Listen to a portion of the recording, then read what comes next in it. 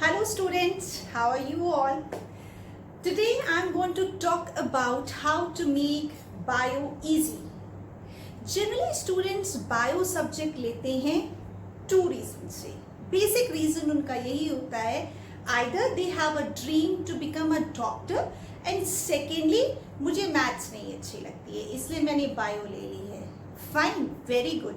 लेकिन अब आपने बायो सब्जेक्ट ले लिया है so you have to develop interest in bio. I know that bio have many biological names and it is very tough specially in botany to remember them. You know when we were small kids हम लोग तब किस तरह से अपना learning हम लोग करते थे, कैसे हमारी टीचर्स हम लोग को बोलते थे कि अगर आपको ये याद करना है तो उसको कैसे हम याद करेंगे. In this subject we have to follow the same thing. अब मैंजिफेरा इंडिका अगर मैं बोल रही हूँ, ब्रायोफाइलम बोल रही हूँ, क्राइसैंथेमम बोल रही हूँ, आई नो दैट मुझे भी जब मैं भी क्लास 11-12 में थी मेरे लिए भी ये टर्म्स बहुत टफ थी. But now when I am speaking day to day life it has become just like these words, common words. It will be for you also if you make a habit. In bio, read loud means when you are studying bio, please because यहाँ पे biological terms आने ही आने हैं. CBSE में है कि marking जो है वो बायोलॉजिकल टर्म्स में है. अगर आपको देखना है marking scheme, you can go to the CBSE site, you can just download one sample paper and the marking scheme. In the marking scheme, you will see that only biological terms are there. Marking is only on the biological terms. So need not to write in history. ठीक है, बच्चे क्या करेंगे जब paper देकर आते हैं तो कहते हैं मैम हाँ हमने पूरा डिस्क्राइब कर दिया. You have described in common language without using the biological terms. You will not fetch the marks. Over here, biological terms will give you the marks. Okay?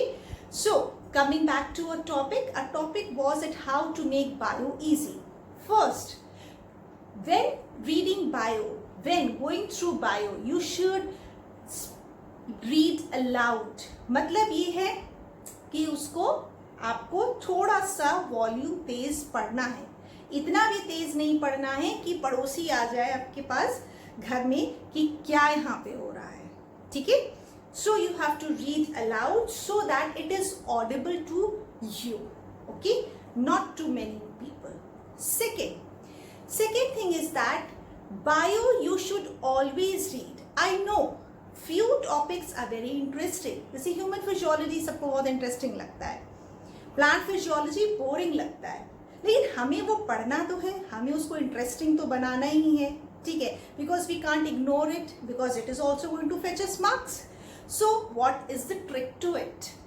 Seat straight on the chair with your backbone straight, then only कहीं ना कहीं अगर हम if we are reading on the bed, then कभी ना कभी जब वो बोरिंग चैप्टर आता है तो हम लोग थोड़े से लेजी हो जाते हैं और हम लोग सोचते हैं leave it and we are going to learn it some another day. So and another day comes never and comes the exam day. Okay, so student sit on a chair and read aloud. Secondly biological terms हैं, botanical names हैं, zoological names हैं, उसकी एक habit बना लीजिए कि आप उसके नाम 5 टाइम्स स्पेलिंग्स जो है वो आप उसको प्रैक्टिस करिए. The way you are going to speak, the way you are going to write it. Okay, अगर आप उसकी प्रोनाउंसिएशन गलत होगी तो you are going to write it also wrong, and if the spelling is wrong then your marks will be cut. Okay, because over here यहाँ पे जो हमारा जो सेकेंड था कि हमें मैथ्स नहीं अच्छी लगती, हमने बायो इसलिए ली है, उसको हमने जो पहली चॉइस था वो थी कि हाँ our dream is to become doctor, हमें उसी में कन्वर्ट करना है. And we can, it is possible. Okay, and that is only and only by your hard work. Days are same, hours are same for every student. It depends on you how you utilize it. Secondly, कभी भी कोई भी suppose C3 cycle है, C4 cycle है, in class 12 suppose you are going to carbon cycle, phosphorus cycle, like these never started in the late night. अगर आपकी habit है कि आप लेट नाइट पढ़ते हैं या आप अर्ली मॉर्निंग में पढ़ते हैं, सो अगर आप लेट नाइट पढ़ रहे हैं तो उसको थोड़ा सा आफ्टरनून में रिवाइज कर लीजिए, because it is seen, it is a research that when you are studying late night, अगर आप कोई नया टॉपिक स्टार्ट करते हैं, it will take time to get it in your head. Okay, if it is in early morning it is well and good. Secondly thing, bio. ठीक है, अब हम लोग 11th-12th में आ गए, हमने माइक्रोस्कोप भी देख लिया है, लेकिन आपने सेल है वो आपने देखा होगा 9-10 से माइक्रोस्कोप में, लेकिन उससे पहले सेल की बात करते हैं. आज एक छोटा बच्चा, फर्स्ट सेकंड का भी बच्चा है, उसके सामने भी सेल वर्ड यूज होता है और वो पूछता है कि सेल क्या होता है. ओवर हियर उसको बताया जाता है कि सेल क्या है और वो उस चीज को इमेजिन करता है. Exactly the same case over here. We have to, whatever we are studying, we have to imagine it. हमें उसको फिक्स करना है अपने माइंड में, and then we have to recall it. क्योंकि बायो की जो पूरी बुक आप सोच रहे हैं कि आप उसको रट लेंगे, you're going to mug it up, it is impossible, next to impossible है. ठीक है, उसको हमें क्या करना है. आपने दृश्यम मूवी देखी होगी. What happens?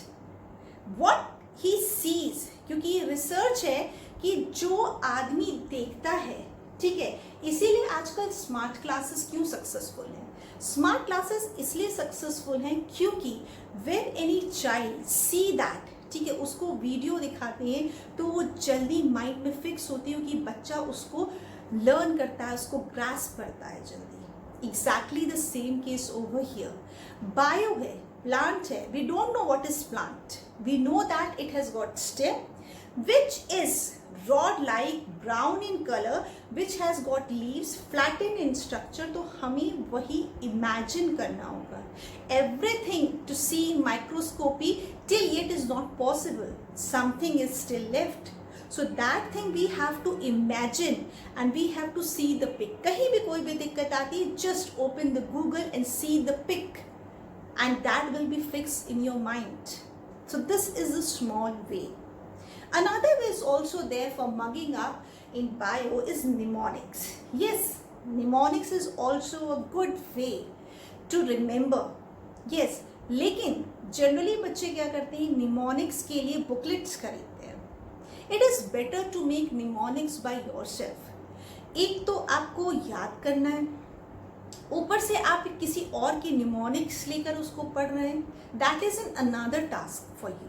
ठीक है, so better to make the mnemonics by yourself. If you are going to make the mnemonics by yourself, then it will be helpful to you and till many years you will remember. When you will teach your children, then also you will remember those mnemonics. But if you are remembering the mnemonics of any other person, yes, you can take the help. You can take the help and it is good, but don't depend on those mnemonics. Make yourself, it will be good. And थोड़ा सा आपके लिए क्या होगा, पढ़ाई से हटके थोड़ा सा आपके लिए एंटरटेनमेंट भी हो जाएगा, because in mnemonics sometimes jokes also comes. Okay, next, we should always listen to our mind. When we are studying we know that कि हमने एक टाइम टेबल फिक्स किया है और हमें इस टाइम टेबल में इतना टारगेट कंप्लीट करना है.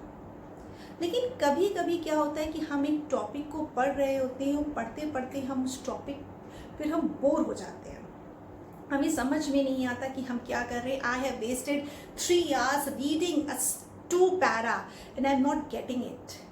Listen to your mind. Just give a break.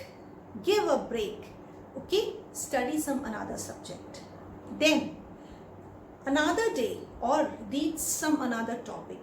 उस पे स्ट्रेस लेने की ज़रूरत नहीं है. स्ट्रेस से कोई भी सोल्यूशन नहीं आता है. अगर स्ट्रेस लेने से सोल्यूशन आता, so I would have borrowed 2 more people to take stress. No, Stress is not a solution. The solution is with you. You are going to solve it. And only thing is that if any query is there, I am with you. I'm going to solve your query.